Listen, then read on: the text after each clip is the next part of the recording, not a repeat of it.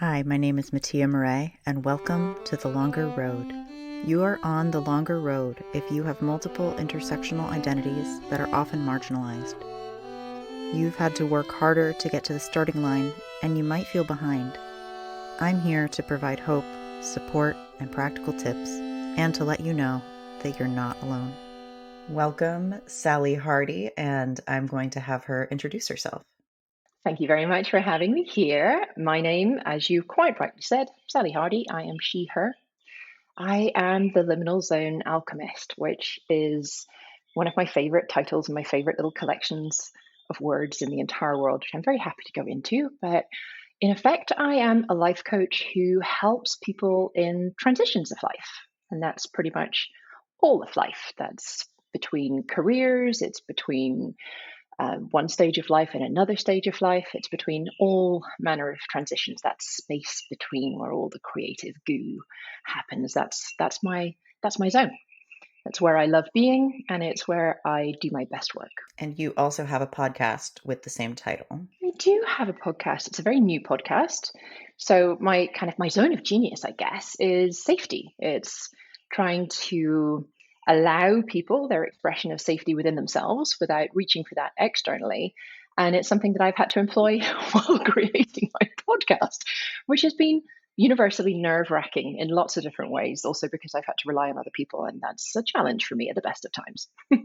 Yeah, and I heard an episode of your podcast, and that's why I immediately went and invited you to be on this podcast right away, because Mm. that development of safety, and which is trauma healing essentially. I mean, there are probably a lot of ways of framing that, but that's one of my core interests and topics as well in my own work and also in my own personal journey. So I would love to hear you talk about that frame of uh, actually, if you even want to start with your own example of how you develop a feeling of safety around the podcast itself, just because you just use that as an example. I like using examples for folks. Yeah, no, I struggle just to go straight into a huge example.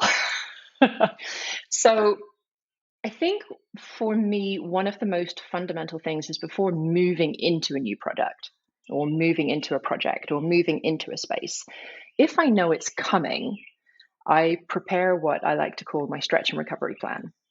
So if I know I'm going to be stretching something, whether that's a cultural limit or an ability that I am learning, or stretching what I'm currently capable of doing, if I know that it's coming, I know that it's going to be activating for me. I know that at some point something is going to clash off either my lived experience or my cultural understanding of the world, or it's going to clash off maybe something that I've inherited, maybe epigenetically, something that I already carry within my central nervous system. So perhaps I'm going to be doing something that for my ancestors would have been a bit tricky, would have been a bit scary.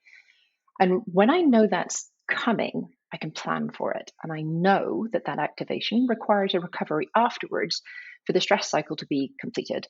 Every time I go through the stretch and recovery, my window of tolerance, which is that space within which I can experience stress and activation, every time I go through a stretch and recovery, it expands my window of tolerance across the board, not just in the one specific area. So while yes, currently I've been using exactly this, directing it at the podcast, it's something that I've been using within my life. It's something that I use for my clients as well. And for that stretch and recovery to be effective, the line that I go down with people is to understand being human. Because I think, well, I know that the socialized world that we live in has removed us so far from our understanding of the biology, the essence of being a human, of a human being. It's taken us so far away from our innate knowledge of ourselves that we trip up, that we judge ourselves by standards that aren't biologically possible, that we judge ourselves in ways that are labels given to us by other people, where there's acceptance or no acceptance, where there is a varying degree of understanding in the rest of the world. And I find for me and also for my clients that understanding how it is to be human, understanding the building blocks of humanity, and understanding that stress is something that actually we're really well versed at dealing with in our daily life, and we're designed to have it. That it's a normal occurrence. that when we are activated, it's not a problem. The issues come when we judge that activation, when we judge what it is that we are activated about and whether it is we feel we should be activated, because that judgment in and of itself moves us away from a cycle that our body is pretty good at dealing with on its own. This stretch and recovery, the stress and the recovery, the activation and the recovery. Our body is used to dumping the chemicals and the hormones and all of the bits and pieces that come with activation. That's what it does. It's also used to discharging them. But those socialized judgments that come in when we're activated prevent that from completing. So it prevents our physical cycle from being able to do what it already is capable of doing. And that's an interruption that happens very, very early in life. I was about to go all the way back to the beginning then, which I'm very happy to do. Yeah, first, I'm going to have you talk a little bit more about that kind of normal versus extreme stress, because I think that that's a really useful distinction for people. And I also just want to mention the study that you may have heard of, where basically stress, the release of cortisol, et cetera, is, quote, bad for you, damaging to your system if you think it is. So that was the really interesting thing to come out of that study, was the people who believed that stress was damaging were more damaged by stress, which is not to say that, obviously the release of cortisol long term and not completing the stress cycle does have real physical potential, things that can happen. But then we all heard that, we all knew that. And so now we all freak out when there's even just like a little bit, even though, as you say, there is this really normal level of just daily stress that our body is very good at handling. And it's actually, it can be beneficial. So if you can just talk a little bit about that, the kind of normal versus extreme Yeah. stress. I mean, I struggle with the word normal because I'm not entirely sure that it exists. Fair. What I would say is that every single individual has a different benchmark for their window of tolerance. So your window of tolerance, like as a stress up and down that you would feel during a day, and I say up and down without negative or positive connotations, just an increase in hormone in cortisol and a decrease or a discharge of the cortisol, that your version of what is acceptable, your benchmark of daily life will be very different to mine, will be very different to any other human in the world. What I would say is that a window of tolerance is developed through our lived experience and also through the central nervous system that we have inherited genetically, and through what spikes us in terms of cultural learning. So if you are somebody who, let's say, is outside of a standardized norm for whatever reason, for example, with me, I have ADHD. It's something that was very late on diagnosed, but it's clearly something that I've had my whole life. I didn't just become ADHD. So when I was little, a lot of what I did not fit the standardized norm. How I learned did not fit the standardized norm. So as a consequence, as part of my lived experience, I've had a lot of disapproval, a lot of "you're not doing it the right way," a lot of criticism. Now, what this has done is it has increased my window of tolerance for being rejected, if you like. It has increased my tolerance for tolerating behavior towards me because I've experienced a lot of it in my life. Now, that's neither right nor wrong, that just is. But the stress that I can encounter in life without finding it stressful, quote unquote stressful, is significantly more than if you were to look at somebody who fitted a standardized norm category. So if you were looking at somebody who, for example, was a middle-aged white cis male, their window of tolerance may be smaller than mine because they haven't had the same level of disapproval in their life. They haven't had the same level of cultural clash in their life. Their lived experience may be very different from mine. So that's just to say that your window of tolerance, my window of tolerance, which is what I call, where you would say, the normal stress levels, or you may not now, that it is a sponge that is so heavily influenced by our usness, all the things that have created us. Sometimes those benchmarks can be unhelpfully high. In my situation, I tolerate what the vast majority of people would walk away from. I don't. So I don't see red flags in the same way that other people see red flags. It means that whenever something significant happens and I am far outside of my window of tolerance, actually, I didn't have the skill set to deal with that terribly well, because it took such a lot of impact for me to experience that level of stress.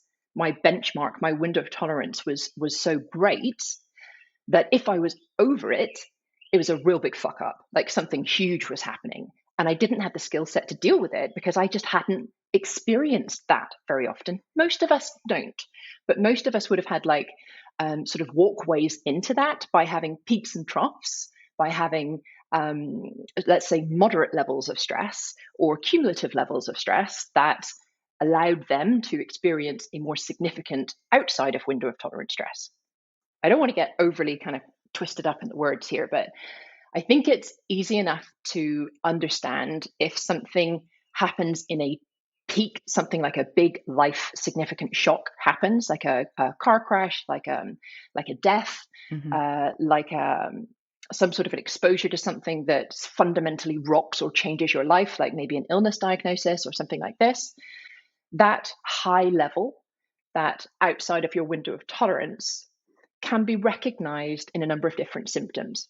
So it's something that will impact, first and foremost, it'll impact your heart rate. Your heart rate will increase, which will impact your breathing. So your breathing patterns will change. There are a number of different other things that happen at that point, but when you start to begin to recognize your own symptoms, if you like, people can call it fight or flight. There's fawn and fit in. Some people may experience significant levels of stress in the fawn and fit in phase, which is where we're trying to be like other people. So somebody who is on the maybe transitioning in gender, somebody who doesn't feel like they have a community yet, somebody who feels outside of a community, if they are trying to rely on fitting in to feel better, or they're trying to rely on people pleasing to feel better, and that clashes with their experience of who they are, this dissonance can be incredibly stressful. I can't remember what your question was now. What was your question? We were talking about the daily levels of stress versus the big ones. And this is really useful to get this sort of polyvagal window of tolerance conversation Yeah, around it. Yeah. and that's exactly. It's Porges has done such incredible work. When we have a big peak of stress, of activation, most people would recognize that. Not to generalize, but there are certain things that as humans, we are socialized to go, okay, now I understand. You're going to be freaking out about that. But there's a whole other side to significant stress, which is the cumulative impact of moderate stress, which comes back to what you were talking about in terms of what's okay and what's not okay. And there are two sides to that coin. One is if you think that stress is okay and higher levels of stress are to be expected, then you are much more likely to continue yourself maintaining a situation of unhealthy stress. So, for example, a toxic work environment or relationship. If you don't believe that stress is helpful for you, you may have a smaller window of tolerance. You are more likely to feel the stress that you're experiencing as something that you don't want or that's not okay. Hmm. It's really kind of irrelevant why we're stressed to our body. It doesn't matter to our body that we're stressed because somebody jumped out of a wardrobe and said boo, or because we had a car crash, or because we've been in this toxic work environment for 2.5 years and it's just hideous.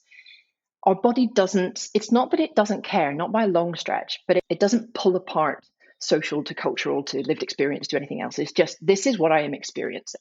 If we can accept that as a human, once we are activated, our only job is to care for ourselves and allow that activation to recover, as opposed to why am I here? I shouldn't be here, and all of the thought loops that often come around. So people will often find that when they are activated, they are in such discomfort. Firstly, because they're resisting it, and I understand that because sometimes it feels like fucking ass. But when they're activated, they just don't want to be there. And they don't want to be there because it feels like ass. And they don't want to be there because other people have thoughts or they have internalized what they believe other people are thinking about they should be or they shouldn't be stressed or they should be in this situation. Or if I'm still here after 2.5 years, it's my fault. So I don't have the right to be stressed. Like all of these Hmm. judgments, these social judgments come in. And that's what interrupts the recovery because then we can't recover. We're in this When we're activated, we're in effect, we're not in our prefrontal cortex anymore. We're all the way back in the old filing cabinets, these filing cabinets that were largely built in those incredibly early years in our relationship with our primary caregivers and the social network that we had when we were in single digits growing up. And that's really important to know. So when a human is born, there are like two different mechanical, evolutionary, helpful strategies that we're born with, that babies are born with. One of them is attachment. And that's right, I'm born as this like little blob of, totally vulnerable flesh. I need a bigger, stronger human to look after me. Attachment. What do I need to do to get these people to approve of me? And we've got mirror neurons in our brain that we're born with, and we internalize the facial and body gestures of others right from the time that we can focus. We begin to do this. So we begin to build mental models of what we do and what's accepted by those that we require this attachment to for survival. The other strategy that we have for life is authenticity. This, and I use that in a Gabor Mate sense. So the ability to, if you want to recommend, actually, he's got two amazing books. The first one is The Hungry Ghost. I would recommend that. I can't remember the second one. I want to say Scatterings. Authenticity is the ability to communicate with our body, and it's two-way. So it's not just we're telling our body what to do, but it's also our body is giving us information. And this is what gets squashed when we learn how to be the baby, the young child that other people want us to be so that we can survive. In effect, people pleasing. We're born people pleasers. And that's a brilliant strategy. That's nothing's gone wrong there. That's exactly as it should be. We genuinely require other humans to look after us. But this authenticity piece is the piece that allows us to be self-sufficient. It's the piece that allows us to be human animals. It's the piece that allows us to understand what's happening in our body as something that's happening in our body, not something that should or shouldn't be happening, not something that has any social judgment on it. It's how we know something is hot, how we know what something smells like, how we can sense the world. When we don't have the ability to understand the language that what our central nervous system is sending to us from the information that it hoovers in from the world, when we don't have the ability to understand that, we don't have any ability to impact it, to influence it, which means that we're stuck.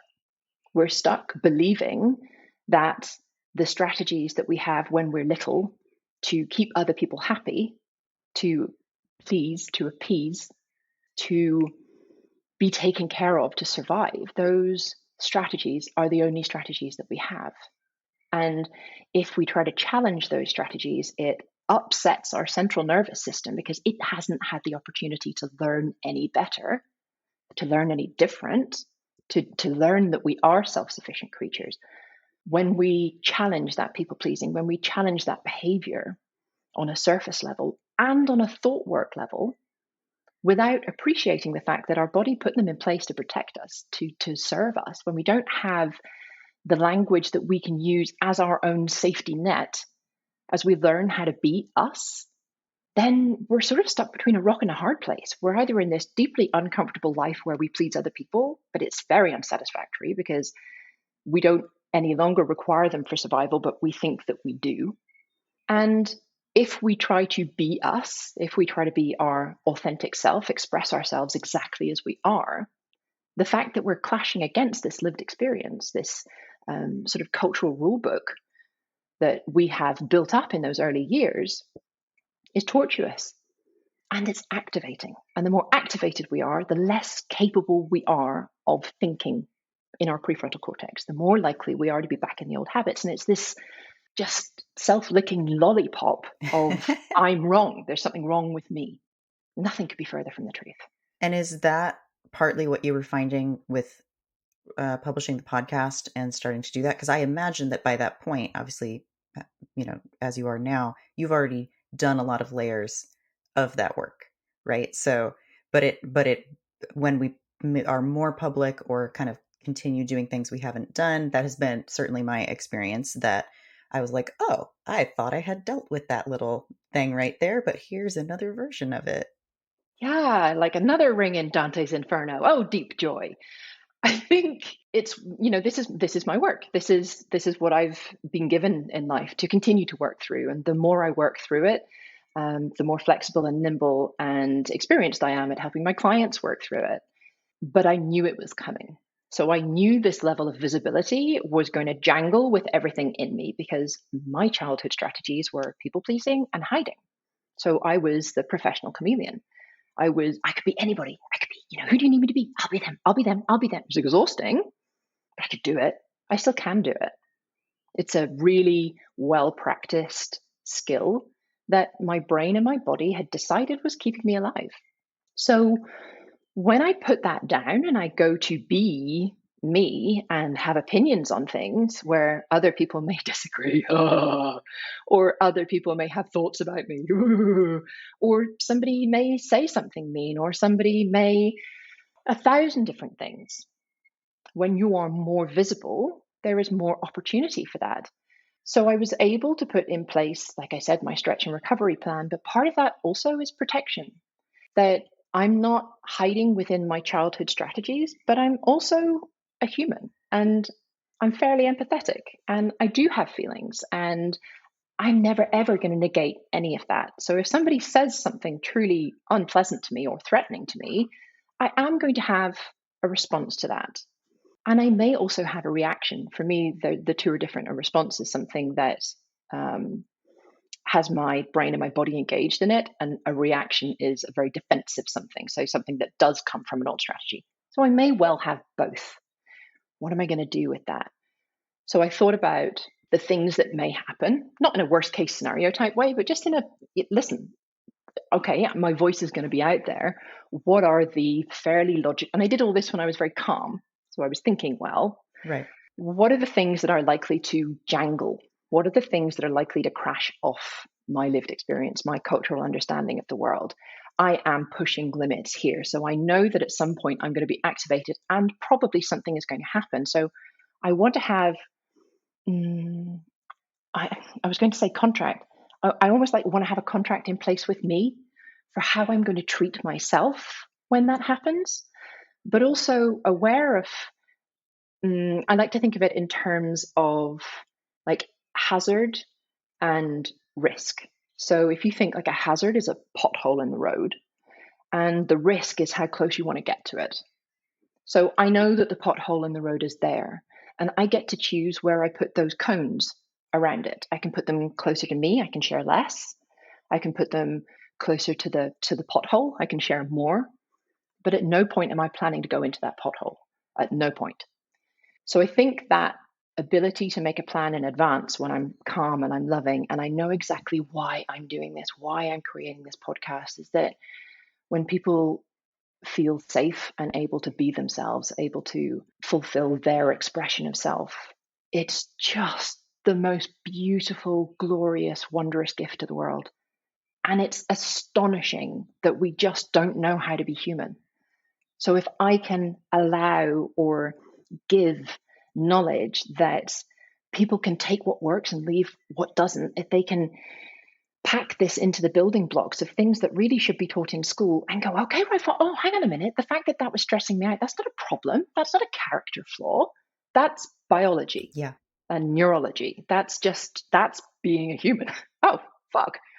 Oh, the fact that I've got a problem when people come too close to me. Oh, now I see. Yes, because if I look back at my lived experience, that's exactly what rattled me in the past because X, Y, Z. Okay, but I don't need to dig into that always.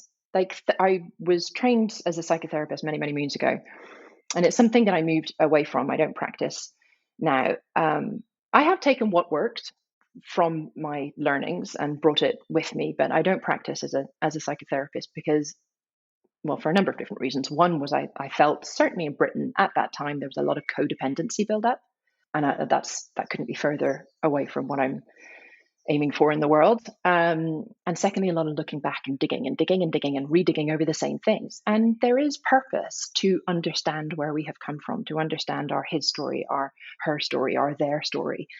There is purpose with that, but not always looking backwards, right? So, what am I going to bring with me? Knowing that how I responded then was, for example, if I was activated, if I was stressed, if all of these things were happening, that all of these strategies that got built up in my childhood was my body, my central nervous system that came on board long before my brain. It's all this grand service of me. It's a fierce act of love, this deep drive to survive. That's what all of these strategies are. When we can see them as that and just love on them, then we get to say, listen, God, that served me. I can see how I got where I am now from there. But you know what? I'm just not sure that this is the best way for me to move forward with what I want to achieve. I know more now. I'm more in touch with my body now. I understand this language now. And because you're in touch with that language of your body, you can relearn what things in the world mean. So when you're jangled, you can see old strategies coming up and you can treat them with just the utmost love and care and compassion. You can parent those strategies, love those strategies, and choose different ones for the future without any judgment. That, I think, is the key, that hearing your own truth and allowing your own truth and allowing the facts of your lived experience to be. And what would I like to take into the future from this? Beautiful. So well I just said. talked Thank for a you. really long time. I get very passionate. It was great. I like letting people, when they have this much knowledge, just kind of spin out and kind of see where they, not spin out, but like go If go that and were the see case, where that's they fine. land. Yeah, so many lovely things in there, and I definitely want to highlight the talking about the nervous system responses as strategies. I know I've mentioned that before with, for example, dissociation is a strategy, right? It's exactly that same type of thing. It's it's something that has worked in the past. I've also heard them called superpowers in different settings because they saved your life, right? They allowed you to continue to be a person and feel like a person because you were able to protect yourself in different settings. And I think that that's a really, really useful way to view these nervous system states if this is something that's happening really frequently for you. If you are very frequently being triggered and going into fight, flight, freeze, fawn, feign death, any of these or fit in all of these, strategies, they're strategies and they work. And that's why we do them. And as you say, what do you want to take forward? Because it's really interesting as I've done so much of this work myself. The place where I notice this the most now is in relationships, right? In Mm. conversations with other people, and I live with my partner, so that's a very present one. And but even with uh, conflicts, maybe with friends, or conversations that are starting to feel like conflict and maybe starting to get a little activating. I have such a robust skill set at this point, and sometimes I look at and I'm just like, I For just what? A skill set for for what? for not going into, a triggered state. Like I can kind of see what's coming. It's kind of like that pothole in the cones thing. Like I have a really good sense of what my body and my system are doing. And sometimes I just want to be mad and Yeah, and be in you're this allowed to experience. be. Yeah. And like, have this intense experience. And sometimes I remember a particular conversation with my partner recently where I was just like, I kind of want this to be a fight. Like it doesn't need to be a fight, but like I could totally see how me not applying all of my skills will take it there very quickly. And in that moment, I chose not to, but, like, I remember just having I was like, "Oh, this actually feels like a choice in a way that it didn't feel like a choice before." And what this has meant, partly in my life, is that my partner and I very rarely fight, and I recognize how much of it is me, which also makes me look back and go, "Oh, I really was I really was the drama for a while there, I think." Which is also, again, like I'm just noticing that and not judging my past self that was triggered a lot. I love that you're not judging your past self. And I love that you're allowing your expression, right? Because we're not designed to never get mad Mhm. or never have a response or not be activated. You know, that the system is there for a reason, right? It just doesn't need to be used all the time. Exactly. But it is there to help us lift cars off small children and to run away from tigers. And it's such it's such a vital thing. And listen, whether you're in communication with your body or not, you are receiving messages because you blink and your heart beats and you breathe. All of these things happen. Your body is taking care of you at any given opportunity. And this is just how it learned to take care of you then. Really sensible strategies for then. But I also wanted to circle back to something you just mentioned about being easily triggered or frequently triggered. That in itself can be an expression of not having completed the stress cycle. Right. So if you imagine there is a peak up of the chemicals and hormones that get released in your body whenever you are activated, when you're outside of your window of tolerance. And if you look at, for example, we were talking about a situation of, let's say, chronic stress. So somebody is in a situation that they are maintaining as opposed to managing. So they are staying in a situation. I say that without judgment. They are staying in it. They are repeatedly in a situation where it isn't serving them and it isn't serving their central nervous system. And sometimes this happens because we're scared to leave it. Sometimes we don't have a I'd love to say that we always have a choice, but I fully understand that there are situations in life where other things we choose to be more important than that thing that may be triggering for us. Right. And that when we're in that brain state already, it is a lot harder to see the big picture and make those choices. 100%. Yes. Yes. Thank you. That is so the truth. When we're already activated, when we're in a heightened state of stress and we don't fully recover or significantly recover, rather than if you imagine it like a wave, like a sea wave, right? There's a peak and then there's a trough, and then you sort of come back and there's a peak and a trough and a peak and a trough ad infinitum. Some of these peaks and troughs are bigger, deeper. Some of them are little tiny ripples in the surface. So those little tiny ripples could be the day-to-day stuff. But if you've had a great big peak, so if you imagine like a big wave, a big shock, a big trauma in your life, and you don't complete that stress cycle in the recovery, the trough that follows the peak, then when you are triggered by something else again, imagine the whole level of sea has raised. So I'm trying to describe this for people who can't see my hands because I talk with my hands. So rather than the peak and the trough, you have a peak and then a little tiny trough, and then another peak, and then a little tiny trough, and then another peak. So you basically tickle along on the surface of activation rather than completing your stress response. So when people say I'm easily triggered, to me that or repeatedly triggered, my question is always, have you recovered? And I don't mean that I ask that quite literally, but there are evidence signs, and that is one of them that suggests that they are either in a maintaining stress situation or that they haven't recovered from a significant peak. So let's say you're in a car crash. I don't know why I keep bringing up car crashes. It's clearly something that I need to be paying attention to. You're in a car crash and it's like a week later and you're over the whiplash and you're like, okay, right, fine. But the next time you are out, you hear maybe a horn beep and poof, suddenly you're triggered by that because maybe a horn beeped just before your car crash and it brings that memory back. That's something that a lot of people would go, okay, that's fine. You're managing yourself well, and that just brought back a memory. But let's say exactly the same situation, but somebody bumps into you with their shopping trolley when you're out getting your groceries, and you lose it, right? You fly right off the handle, or somebody cuts you up in traffic and you lose it. You're off that, like you have not recovered from that original trauma, that original shock to your body. And so all of those chemicals are still in your body, the hormones are still in your body.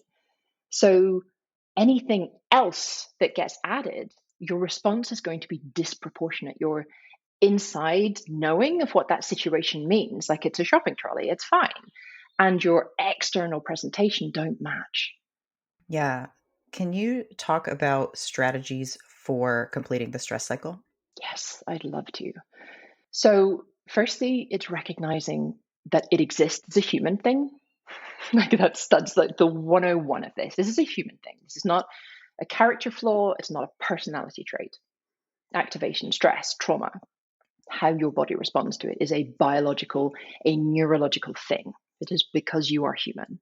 And what I very much hope is that allows two things. One is recognition of something as it is happening. Oh, I can feel my heart rate increasing. I can feel that my breathing has changed. I can feel, let's say, if you're in fight, the upper half of your body becomes more tense. You may lean into conflict, which is so interesting because that's what you're talking about with your partner, right?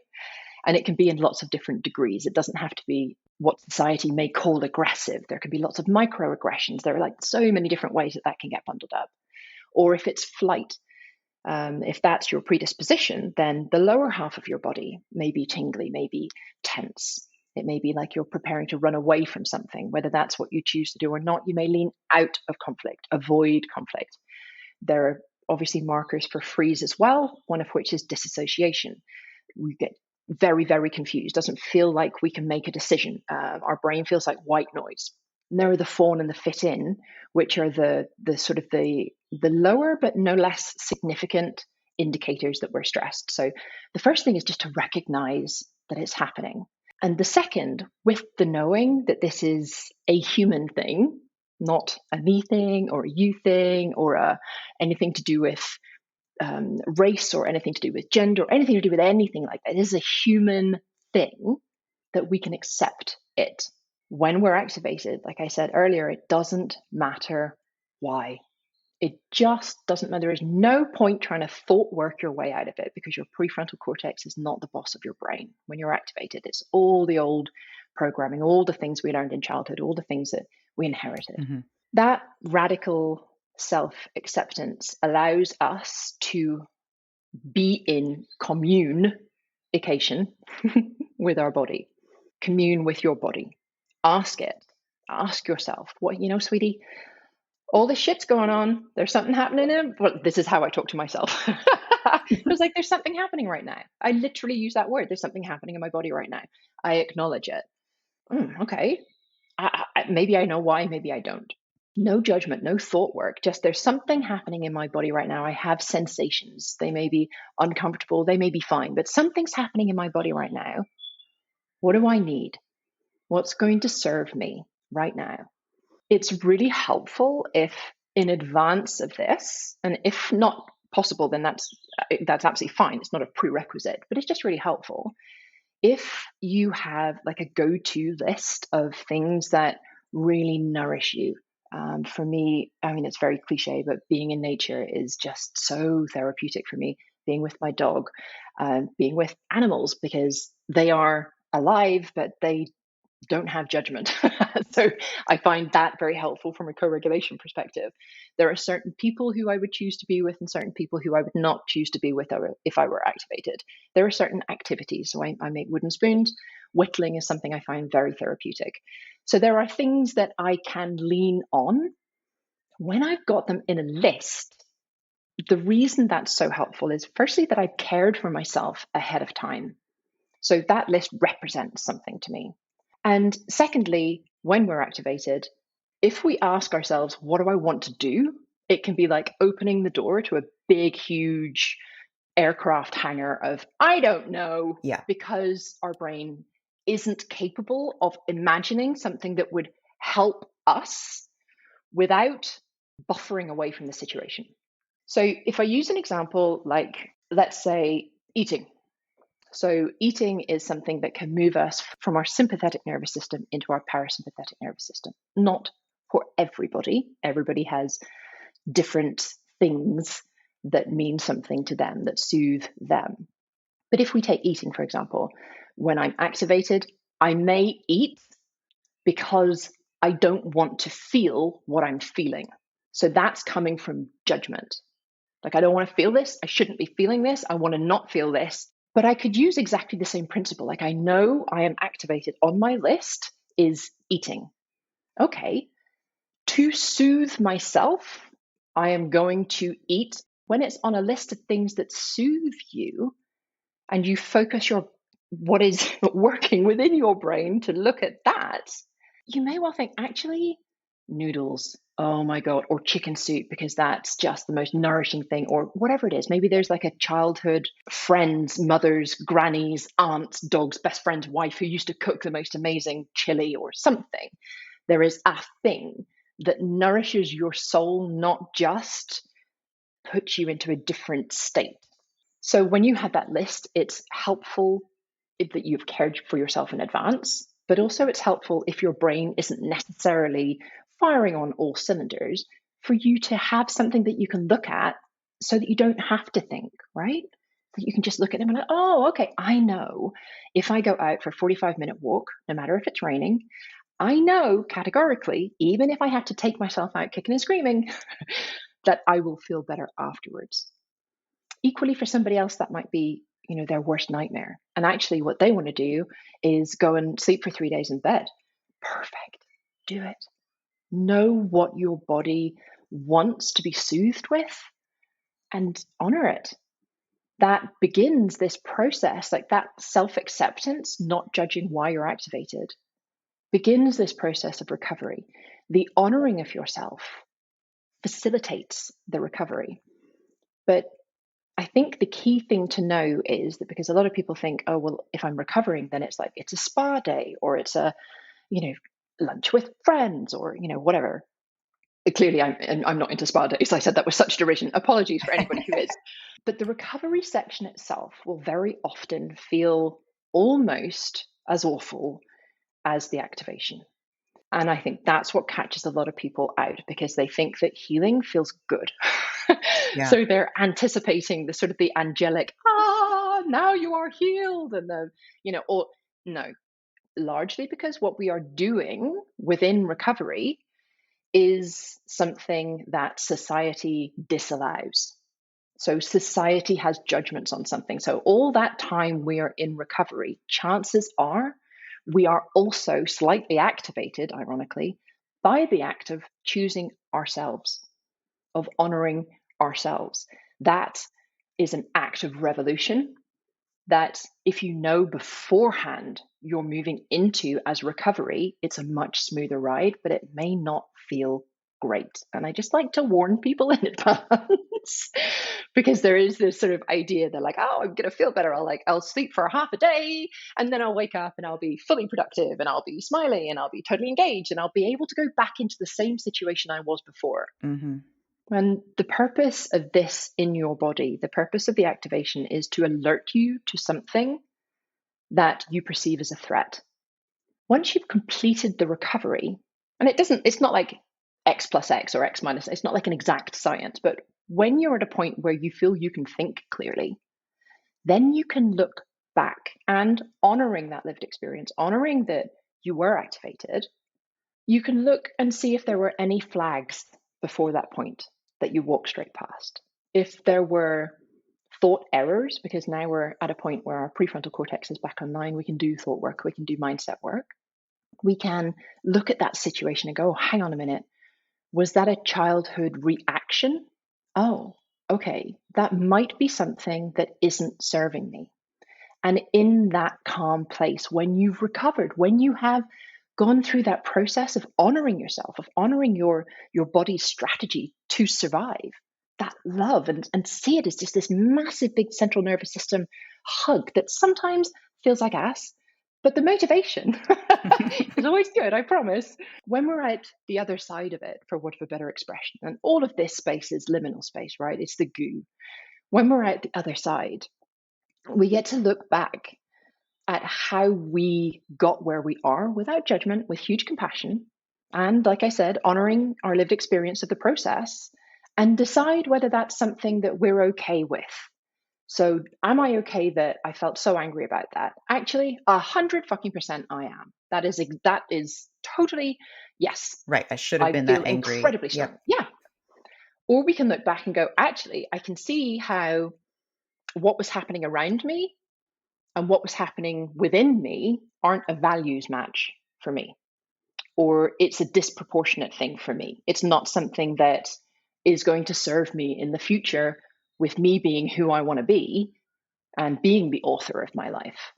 So it's almost like evaluating your recovery. I love that. Like looking back and kind of saying, okay, that worked, but I want to make sure I don't get into that exact situation again, if possible. Yeah, so maybe more sort of evaluating the steps prior to activation. Hmm. And yes, of course, including the whole process and the recovery within it, but it's always very curious. My clients find it very curious, and I do within myself as well, that very often the flags that we've walked past are the flags that our body requests in recovery. So it's really interesting to look for that as well. So let's say, for example, I am a people pleaser, recovering. Sometimes I fall back into it. One of my flags that often I will walk past, not so much now, but I very much used to, is this deep resentment, like deep resentment. Now I know when I begin to feel that deep resentment, I can look around and see where I'm people pleasing, where I'm creating obligations out of commitments, where I'm committed to something that actually maybe the situation has changed or the people have changed, or it's just not something that I'm interested in being a part of. I can look back and I can very gently kind of tease apart the threads in the rope. I'm like, okay, these were the flags. This is where I was starting to feel a bit resentful, and I just swept it under the carpet and kept doing the thing. Oh, and this is where I was feeling a bit more. And eventually that is going to lead to something. I'm going to find myself in a situation where I have disallowed my expression in favor of somebody else's to such an extent that my body revolts. Yeah. It's just like, no, listen, no. And that is probably this sort of evaluation of what led up to the trigger is probably especially important for people who are used to a higher stress level, as you were talking about earlier. Yeah, This yeah, is also, I mean, you mentioned ADHD, but neurodivergent burnout can be really extra bad because we are used to being uncomfortable and tolerating a high amount of stress and being in situations that maybe other people wouldn't tolerate, or at least haven't been told they have to tolerate and don't have a choice. And that lack of choice over a very long period of time, for as long as we can remember for most of us, I think really can lead to this situation where we're both, when something is a trigger, it's really bad, yeah.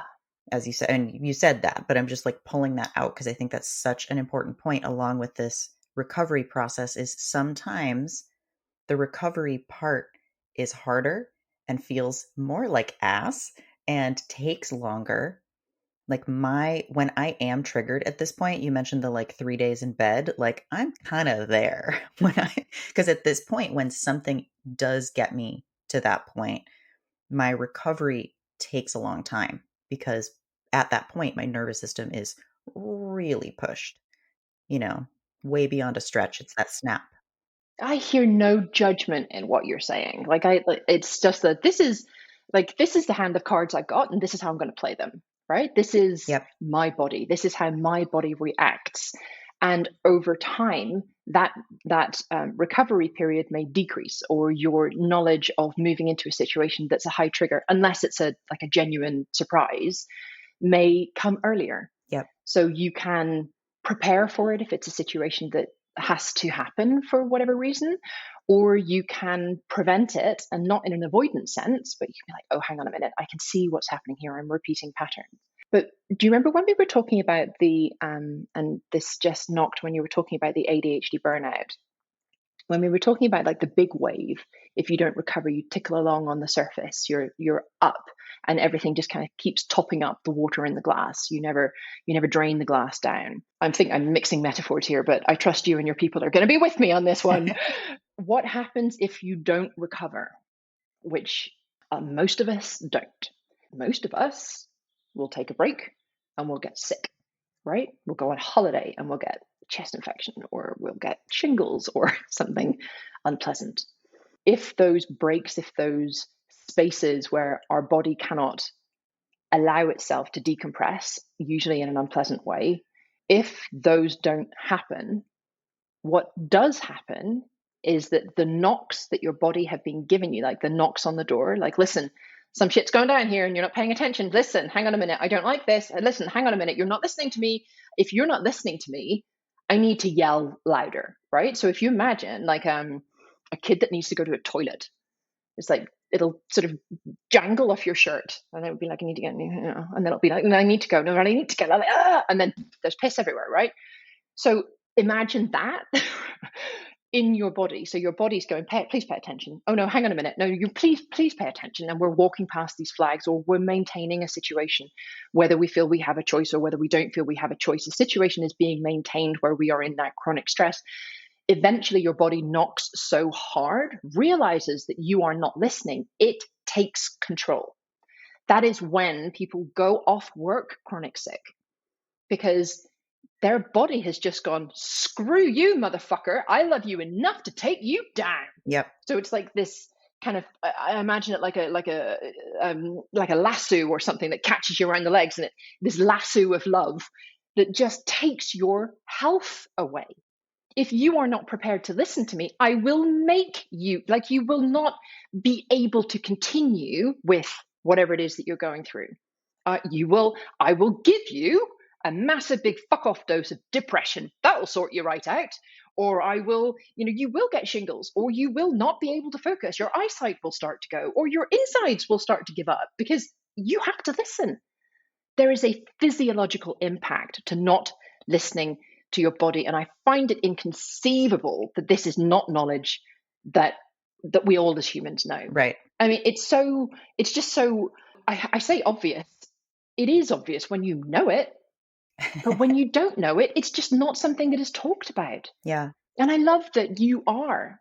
I love that you're talking about these things. You're addressing something that is not, I mean, how it's not common knowledge is astonishing, and yet it isn't common knowledge. So the more people are talking about this, the better, as far as I'm concerned, in so many different voices, in so many different communities all over the world. Let people know that they are allowed to be safe within themselves, and how they can get there by listening to themselves. It seems very paradoxical.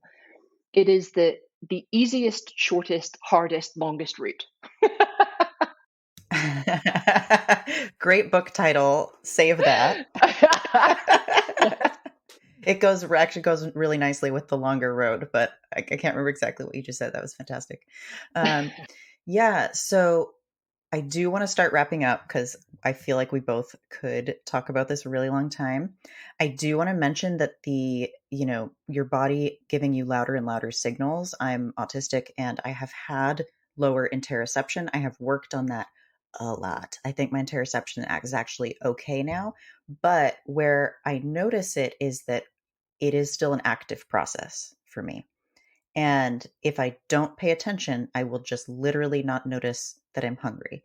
And for example, if someone offers me food and I say, oh, no, I'm not hungry right now, sometimes what happens is 5 minutes later, I actually check in with my body and I'm like, oh, whoops, that was incorrect. So that kind of thing where like that's still a process for me. And I want to point that out, because what was happening for me is that if I was ignoring, like when I got a signal, I have to take it immediately. I have to act on it. I also have to act on it right away so I don't forget again. But, if I will do things like I'll say to my phone, remind me in 5 minutes to drink water, because I know Yeah. literally that I'm thirsty, but I want to finish this thing. So I have all these systems in place now to help remind me to do the things that I need to do. But if I don't listen to those signals, because I maybe am hearing them when they're already at a point of like, no, really, now, like Yeah. do it now. Yeah.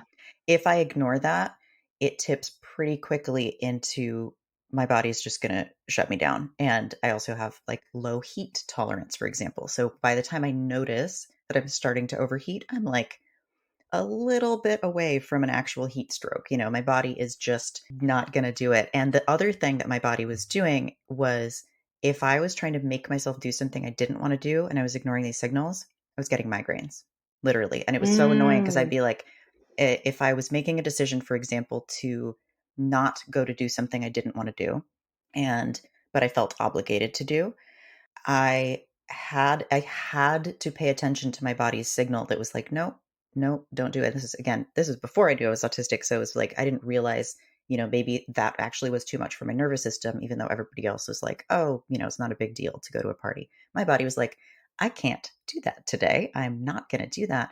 And if I pushed it and did not say no when my body was saying no and tried to go, right before I would leave, I would just get a migraine. And I was like, really, body? Like, this is not subtle, right? It's so obvious. I know, but it can feel like a punishment. It can Right. feel like our body is like I've had I have clients who have chronic illnesses, and they're like, I just feel like my body is punishing me. I'm like, nothing could be further from the truth. It's redirecting you back to you when you are tired, sleep, when you are hungry, sleep. And I totally get what you're talking. I have it with needing to go to the toilet, right?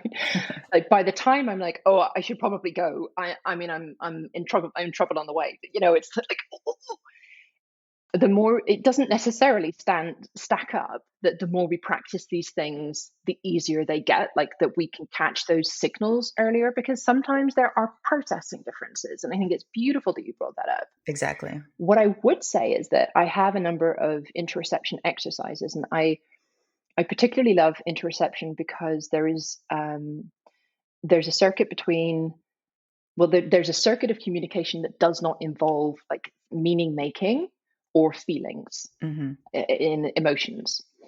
So, for example, if you rub your thumb and your finger together in a way that you can feel the ridges and the troughs of your fingerprints, if that's not something that, I mean, for some people, that's too much sensory stimulation.